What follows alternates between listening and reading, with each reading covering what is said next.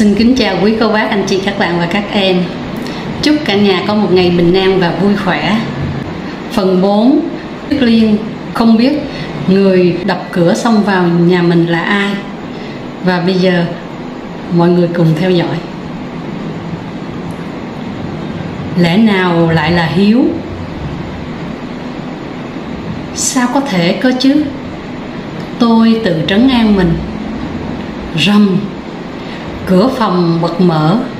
Tôi hoảng sợ, nhắm tịt mắt lại, cầm chắc cây chổi đánh túi bụi vào không trung. Như không trúng người, mà người cũng không có ở đây nữa. Tôi nghe tiếng bước chân đang đi vào trong phòng. Hé mắt nhìn, trong phòng quả thật không có ai. Tôi ngơ ngác nhìn vào không trung, chợt giật mình nhớ ra trong phòng có cu bon. Tôi vội chạy vào. Cảnh tượng trong phòng khiến tôi chết sững lại. Lượng đang nằm trên giường của tôi. Vậy ra cái kẻ tôi sợ muốn đứng tim là Lượng, chứ không phải Hiếu. Tôi thở phào thầm nhủ, thật là may. Lượng, là cậu à? Cậu Lam Minh hệt cả hôn. Người kia không đáp. Tự nhiên tôi lại thấy sợ sợ, khẽ tiến lại gần giường. Lúc này tôi mới để ý, thì ra Lượng đang ngủ. Vậy những hành động điên rồ vừa rồi là sao? Mộng du. Đây chính là trạng thái mộng du mà mọi người hay nói sao? Thật là dọa người, dọa chết người ta mà. Đầu óc tôi có chút choáng váng. Cúi xuống nhìn cu bon. Cũng may cu cậu không thính ngủ. Tiếng động lớn vậy mà vẫn ngủ ngon lành như con cún say sữa. Nhìn lại phía giường, thấy Lượng ngủ say, tôi cũng không nỡ đánh thức. Đành kéo tấm chăn mỏng đắp lên người cậu ấy, rồi ôm con sang phòng bên cạnh ngủ. Hôm sau, khi tôi tỉnh dậy, Lượng đã rời đi. Một lúc sau thì có người đến sửa cửa. Lượng không xuất hiện. Những ngày sau đó tôi cũng không gặp Lượng. Nhiều lúc ngồi ngẩn ngơ, tôi thật sự tò mò, không biết bản hợp đồng kia có nội dung gì, cũng như Lượng đưa tôi về đây để làm gì. Phải chăng đúng như Lượng đã nói, cậu ấy giúp tôi chỉ vì muốn trả thù, muốn được thắng Hiếu.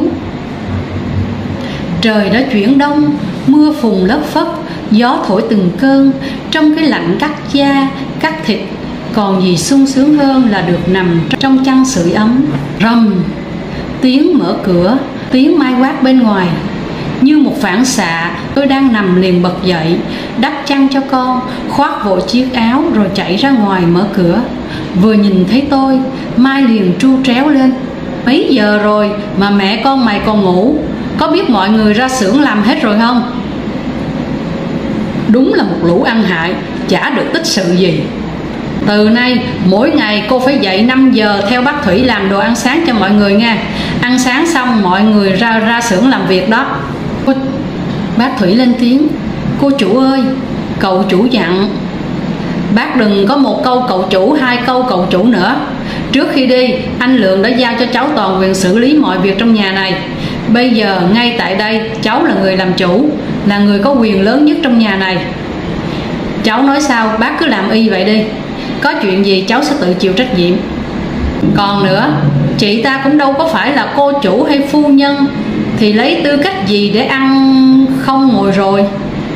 Lúc trước anh Lượng kêu chị ta tới là để giúp việc, chứ không phải làm khách. Chưa kể đến việc nhà ta phải bỏ ra một đống tiền để giúp chị ta giành quyền nuôi con. Cháu bắt chị ta làm việc đâu có gì quá đáng. Tôi nói vậy chị thấy có đúng không? Dạ thưa Đụng ạ. Bác Thủy, bác hướng dẫn chị ta làm giúp cháu nhé. Còn chị, có điều này tôi phải nhắc cho chị biết. Chị làm không xong thì khỏi ăn cơm. Tôi sẽ là người trực tiếp kiểm tra chị, đừng mong giở trò qua mặt tôi nha. Dạ. Dặn dò xong, Mai quay ngoắt người, đỏng đảnh bước đi. Bác Thủy đứng bên khẽ an ủi tôi. Không sao đâu cháu, công việc cũng nhẹ nhàng thôi, không có gì khó khăn. Nếu có gì khó bác sẽ giúp cháu.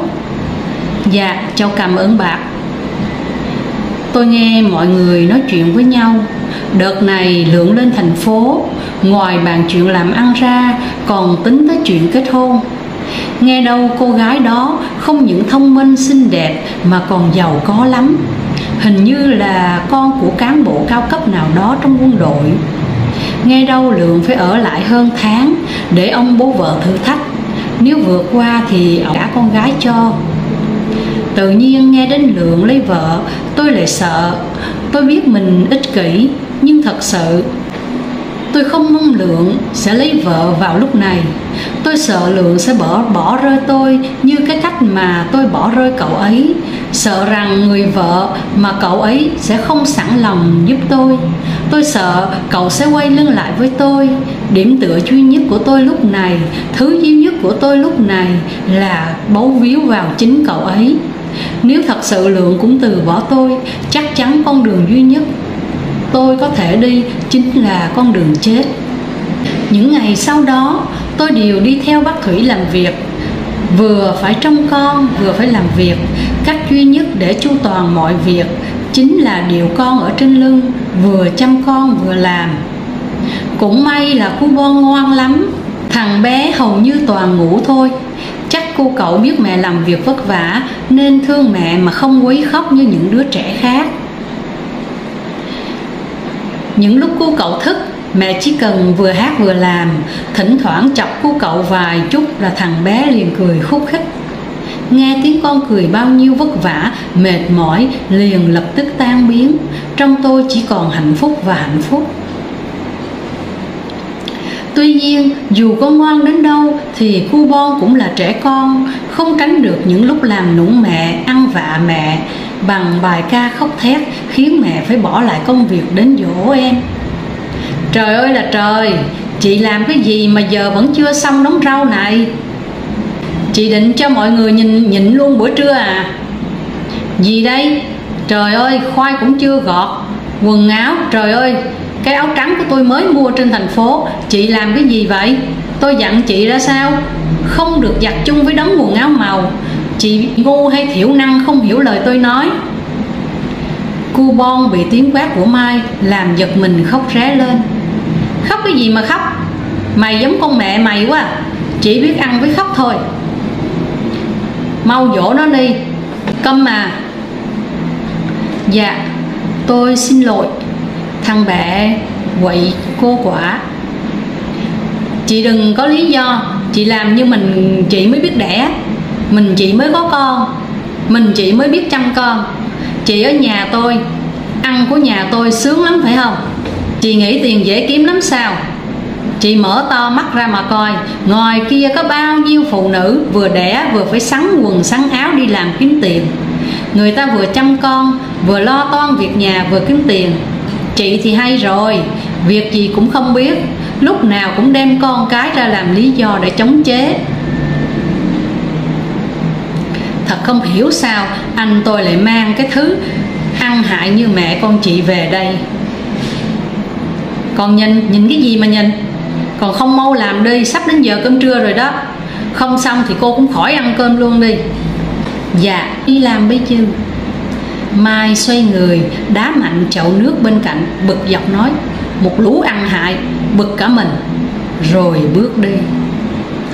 Tôi cúi đầu vừa làm việc vừa dỗ con. Dỗ mãi mà cu cậu không nín. Uất ức nước mắt cứ trào ra, hai mắt ướt nhòe lệ. Để bác làm cho, cháu đi dỗ nó đi. Dạ. Dỗ mãi thằng bé mới chịu ngủ. Lúc tôi quay lại thì bác Thủy đã làm xong gần hết rồi, chỉ còn chậu quần áo chưa giặt. Xoắn tay áo, tranh thủ lúc con ngủ, tôi vội vàng giặt nốt đống quần áo. Giặt xong cũng đến giờ ăn trưa. Tôi phụ bác Thủy dọn cơm lên cho mọi người, rồi xin phép xuống nhà dưới. Cu cậu đang mọc răng nên quấy lắm, cũng may là không sốt, nhưng hay khóc. Tôi sợ nếu ở lại, Mai trông thấy ngứa mắt lại chửi mắng khiến mọi người không thoải mái. Thôi thì về phòng cho thằng bé ngủ cho khỏe. Dù sao cũng đã phơi nắng cả buổi sáng rồi, chắc con cũng mệt. Định bụng nằm ngã lưng một lát, đợi mọi người ăn xong tôi sẽ lên dọn. Nào ngờ mệt quá tôi lại ngủ quên mất. Cũng may là có bác Thủy xuống gọi: Liên, dậy đi cháu. Dạ bác. Cháu lên ăn đi rồi dọn, để thằng bé đây bác trông giùm cho. Khổ thân cháu. Dạ cháu cảm ơn ạ. Tôi vội và bắt cơm, nhồm nhoàng vài miếng cho no bụng, rồi ba chân bốn cẳng chạy lên nhà thu dọn. Thật may là Mai không có ở đây, chắc con nhỏ quỷ dữ đó nó đi ngủ rồi. Vật lộn một hồi, cuối cùng cũng rửa xong. Buổi chiều tranh thủ lúc con đang ngủ, tôi cùng bác Thủy bắt thang ra vườn thu hoạch xoài. Những chùm xoài chín vàng rủ mặt xuống đất trông thật bắt mắt. Tôi và bác Thủy lần lượt hái từng cây, hái hết một vòng vẫn chưa đủ số xoài cần hái. Bác ơi, chúng ta ra đằng kia đi. Thôi, cây đấy cao, với lại gần ao, nhỡ mày mà ngã xuống thì làm sao? Bác với mày làm gì có ai biết bơi. Cháu sẽ cẩn thận mà, bà cứ yên tâm.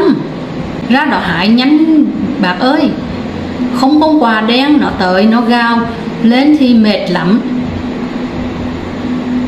Quả đen là biệt danh mà tôi đặt cho Mai.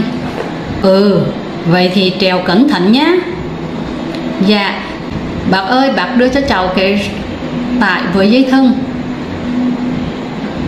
Ồ, bác đón nè. Thôi, hái thế đủ thôi rồi, mau xuống đi. Ôi trời, Liên, mau leo xuống đi cháu, ra ngoài đó nguy hiểm lắm, chỗ ní soi chịn lắm. Cháu hại ít tí bạc cháu mình ăn. Đủ rồi, xuống đi. Bạc đời cháu hại hết mấy quà nợ rồi cháu xuống ngay. Đưa tay với quả xoài ương phía xa. Gần tới rồi, tôi cố nhướng thêm một chút xíu nữa. Cảm giác lúc này thật là vi diệu. Phía dưới bác Thủy vẫn không ngừng nhắc tôi phải cẩn thận. Đưa tay nắm chặt lấy quả xoài, rồi giật mạnh. Tôi khẽ cười. Thủy thì cứ khéo lo. Tôi từ nhỏ đến nghịch ngợm mấy việc trèo cây này, làm sao mà làm khó tôi được. Tôi cười tinh nghịch, bỏ xoài vào túi, từ từ thả dây thừng xuống cho túi xoài đáp xuống đất. Nhìn túi xoài hạ cánh an toàn, tôi hét lớn: Bác ơi, bác Dư tháng cháu xuống với chứ. Nắm chặt lấy một cành cây, tôi trườn người ôm chặt lấy cây, từ từ chuyển xuống bằng những cành nhỏ khác nhau. Xuống gần đến nơi, chẳng hiểu từ đâu 3-4 con ong bắp cày, con nào con nấy to đùng, đen xì xì, cứ nhắm hướng tôi mà bay tới. Vốn sợ ong từ nhỏ, hoảng quá, tôi hét lớn, buông hai tay định ôm đầu. Quên luôn rằng mình đang ở trên cao. Cả người tôi rơi tõm xuống nước. Cứu. Phía trên bác Thủy hét thất thanh: Liên, cứu, có người ngã xuống ao, cứu. Phía dưới nước sâu như thể có một bàn tay vô hình đang cố gắng kéo tôi xuống, mặc cho tôi vùng vẫy. Người tôi bắt đầu mất sức, cả người lả dần đi, cơ thể bắt đầu chìm dần xuống mặt nước. Trước khi tôi chìm xuống, bác Thủy cũng kịp gọi người tới giúp. Vừa trông thấy tôi, họ liền nhảy xuống bơi thật nhanh về phía tôi. Phải khó khăn lắm, hai người họ mới đưa được tôi lên bờ. Vừa lên bờ, bác Thủy liền chạy tới lo lắng hỏi thăm: Cháu không sao chứ? Người tôi lúc này mệt nhoài, cả người chẳng còn tí sức lực nào, vẫn phải gắng sức yếu ớt trả lời: Cháu không sao. Vậy thì về đi, về chuyện sau. Về thôi cháu. Lúc này tôi mới để ý người cứu tôi là Lượng và anh Nam, một người làm công cho gia đình Lượng. Cảm ơn cậu. Em cảm ơn anh. Không có gì. Lượng nhàn nhạt đáp. Đi thôi. Cậu chủ giúp tôi đưa con bé này về trước. Tôi còn phải đem chỗ xoài này về nữa. Bác cũng cùng đi luôn đi, tí cháu sai người ra mang về. Vâng. Suốt quãng đường từ về nhà Lượng không nói thêm một câu nào nữa. không khí cũng tự nhiên trầm hẳn. Thật ra lúc đầu bác Thủy còn hỏi thăm tôi nọ kia, rồi trò chuyện với anh Nam. Không hiểu Lượng bực mình vì chuyện gì, tự nhiên gắt lên: mọi người trật tự đi. Có vẻ như Lượng cũng biết bản thân hơi quá, liền xin lỗi. Tuy vậy không khí cũng chẳng cải thiện được là bao. Mọi người đều im lặng, lặng lẽ theo đuổi những suy nghĩ của riêng mình. Mãi đến khi ai đó xuất hiện, không khí mới sôi nổi hẳn lên. Lượng! Cô gái lạ không biết từ đâu đến hét thật to, rồi nhảy bổ tới ôm chặt lấy Lượng. Quá sững sờ, ai nấy đều tròn mắt nhìn người kia. Cô gái này thoạt nhìn biết liền là một cô gái xinh đẹp, nước da trắng ngần, hai má hồng hồng, hồng theo kiểu tự nhiên không son phấn, mặt trái xoan với mái tóc ngắn, hơi xoăn, ôm sát trông thật ấn tượng.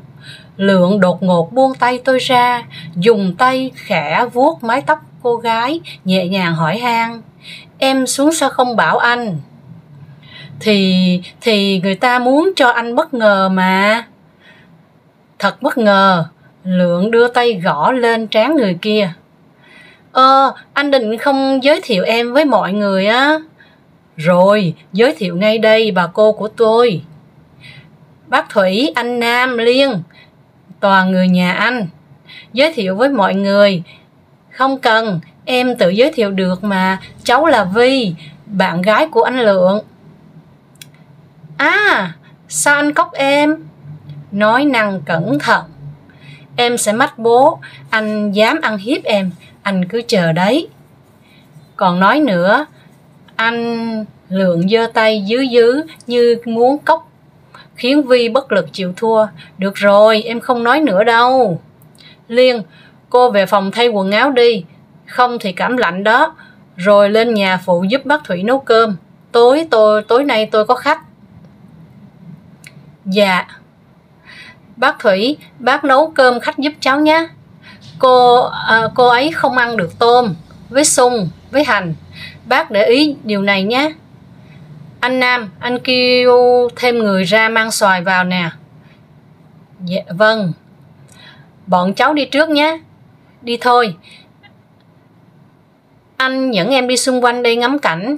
Lượng nắm tay Vi dẫn đi. Tôi chẳng nghe rõ họ nói gì với nhau, nhưng chỉ cần nhìn dáng vẻ vui vẻ, nụ cười ha hả của Vi vọng lại, cũng có thể đoán được họ đang trò chuyện gì đó vui vẻ lắm. Không hiểu sao, tự dưng trong đầu tôi lại hiện lên những kỷ niệm vui vẻ trước đây của cả hai. Trong lòng bỗng trào dâng một cảm xúc khó tả. Trước đây chúng tôi cũng từng có khoảng khắc vui vẻ như vậy. Mày điên rồi! Mày điên rồi! Tôi đưa tay vỗ mạnh vào đầu. Bác Thủy với anh Nam tưởng tôi khó chịu, ở đâu liền hỏi: Cháu đau đầu à? Hay đau ở chỗ nào? Dạ không bác. Dạ không sao bác.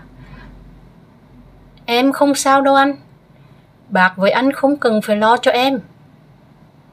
Không sao thật chứ? Hay cháu cứ về phòng nằm nghỉ đi. Không cần phải xuống phụ bác đâu, bác tự làm được. Cháu không sao mà, cháu về phòng trước. Không kịp đợi bác Thủy trả lời, tôi liền chạy ù về phòng tắm giặt rồi thay đồ. Phải công nhận tắm rửa xong xuôi, người cũng khỏe hẳn ra. Cả người không còn cảm giác dinh dính khó chịu. Cu Bon cũng dậy ngay sau đó, điều con sau lưng, tôi bước nhanh về phía nhà chính. Đi được nửa đường, tôi gặp Vi và Lượng đang đi về. Nhìn thấy tôi điệu con trên lưng, Vi hào hứng tốt bụng đề nghị bế thằng bé giúp. Mặc dù tôi đã khéo léo từ chối, nhưng trước sự năn nỉ của Vi, rồi lại thêm lời nói đỡ của Lượng, tôi chẳng còn cách nào khác là đồng ý. Vậy nhờ cô bế Cu Bon giúp. Nếu thằng bé mà có quậy quả, cô cứ đem lên nhà cho tôi. Chị đừng lo, em thích trẻ con lắm.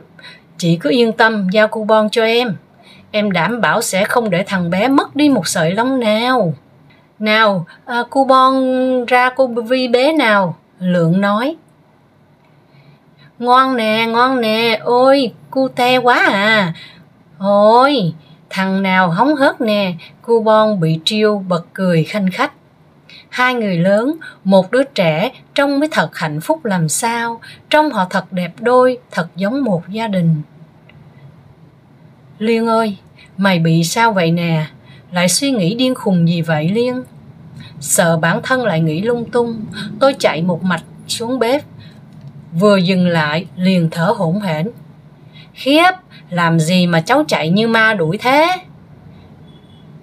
Hi hi, cháu sơ bác đời. Được rồi, rửa cho bác củ gừng đi. Bận rộn một hồi cuối cùng cũng xong mâm cơm tối. Sau bữa tối, Lượng gọi tôi lên phòng nói chuyện. Lúc đầu khi nghe bác Thủy bảo Lượng muốn gặp tôi, không hiểu sao lúc đó tôi hồi hộp vô cùng. Mãi tận đến khi mở cửa ra, nhìn thấy trong phòng ngoài Lượng ra thì còn một người nữa, tôi mới biết rằng bản thân đã nghĩ quá nhiều. Câu gọi Minh có chí. Vào đi. Cẩn thận khép cửa, tôi bước nhanh tới bàn làm việc. Xem đi. Cái chí đấy? Giấy gọi của tòa đó. Tôi làm thủ tục giúp cô rồi. Mấy hôm nữa phiên xử sẽ chính thức bắt đầu. Lượng ơi, liệu Minh có thẳng được hiểu không? Cô vẫn luôn vậy, chưa bao giờ tin tôi. Mình không có ý đó mô, mình chỉ hơi lo. Dù sao thì mình cũng cảm ơn Lượng. Vì ngơ ngác nhìn chúng tôi đối thoại trong mơ hồ, thấy tôi không an tâm liền nói xen vào động viên. Chị yên tâm đi, nhất định sẽ thắng mà, em hỏi luật sư rồi. Chị với người kia không có quan hệ gì. Trên giấy tờ chị không phải là vợ anh ta không có quyền gì cướp con khỏi tay chị cả. Thêm nữa, cu Bon chưa đủ 1 tuổi thì vẫn phải cần mẹ chăm sóc. Dù hai người có là vợ chồng chính thức thì quyền nuôi con vẫn thuộc về chị. Chị biết, điều này Lượng đã nói với chị rồi, nhưng chị vẫn hơi lo. Chị sợ tòa án bị họ mua chuộc. Vi cười, cô nàng nhảy xuống khỏi chiếc ghế cao đi về phía tôi, cầm lấy tay tôi dõng dạc nói. Mua chuộc ư? Không thể nào. Có em ở đây ai dám nhận tiền hối lộ, trừ khi họ muốn mất việc. Chị yên tâm đi, mọi việc em đã nhờ bố em sắp xếp hết rồi. Hôm sau chị chỉ cần ăn mặc lộng lẫy đến tòa nhận tin vui thôi. Vậy chị cảm ơn em. Tôi cảm kích nói. Không cần cảm ơn em. Bạn của anh Lượng thì cũng là bạn em. Khó khăn của chị cũng là khó khăn của em. Chưa nói đến việc cu Bon dễ thương như vậy, em còn muốn gặp thằng bé thường xuyên thì đâu thể để người khác nuôi được. Chị cứ tin ở em. Chị cảm ơn em nhiều lắm. Chị đừng có nói cảm ơn mãi thế. Tôi len lén nhìn Lượng, vừa hay lại chạm phải ánh mắt của cậu ấy liền vội quay mặt đi né tránh. Không có việc gì nữa thì cô về được rồi đó. Dạ, em còn chưa nói xong mà, em muốn xuống chơi với cu Bon. Em đi với chị nhé. Vi lanh chanh chạy lại chỗ tôi, nào ngờ vừa đi được vài bước bị Lượng gọi lại. Ở đây, không có đi đâu hết. Cô về đi. Khi ra đến cửa vẫn còn nghe được tiếng Lượng nói. Em tiếp xúc với Liên ít thôi nha. Tôi buồn bã xoay người, bước một mạch về phòng. Dù sao, người sai cũng là tôi, người có lỗi với Lượng cũng là tôi, từ đầu đến cuối đều là tôi. Hiện giờ Vi là bạn gái của Lượng, bảo vệ Vi khỏi những người xấu xa cũng là điều nên làm. Về rồi à, cậu chủ nói gì với con thế? Tiếng bác Thủy gọi khiến tôi giật mình. Dạ, không có chi bác. Cậu chủ gọi con lên, chỉ nói để việc dành nuôi cu Bon thôi. Có cô Vi giúp đỡ là yên tâm rồi. Quan hệ giữa hai nhà cũng không tệ đâu. Ông chủ với bố cô Vi trước đây là bạn tốt. Nếu không phải ông chủ xảy ra tai nạn rồi mất đột ngột, có khi bây giờ hai họ cũng đã lấy nhau rồi cũng nên. Cô Vi tuy trẻ nhưng không tầm thường chút nào đâu. Phía sau có chỗ chống lưng to lắm. Mấy ông cán bộ làm trên xã còn phải nể mặt cô ấy vài phân cơ. Dạ. Thôi bác về ngủ đây, mai còn dậy sớm chuẩn bị cơm nước cho mọi người nữa. Bác về cẩn thận ạ.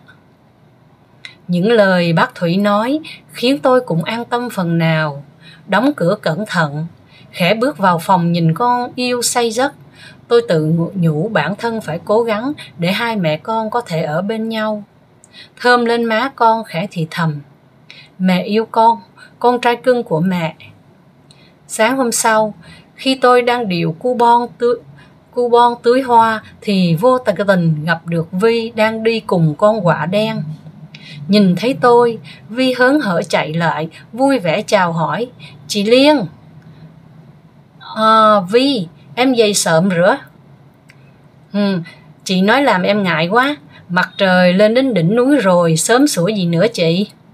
Đang nói chuyện vui vẻ thì con quạ đen hầm hầm xông tới, khó chịu lôi Vi ra nói: cô tránh xa Vi ra, lòng dạ cô thật thâm độc, tôi quá xem thường cô rồi.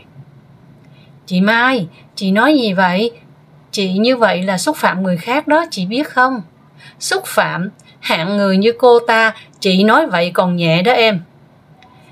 Chứ cái thứ hạ tiện, cái thứ không biết nhục, còn không mau cút, đứng đây cho chướng mắt bà. Chị không phải đi đâu hết, đứng đây với em.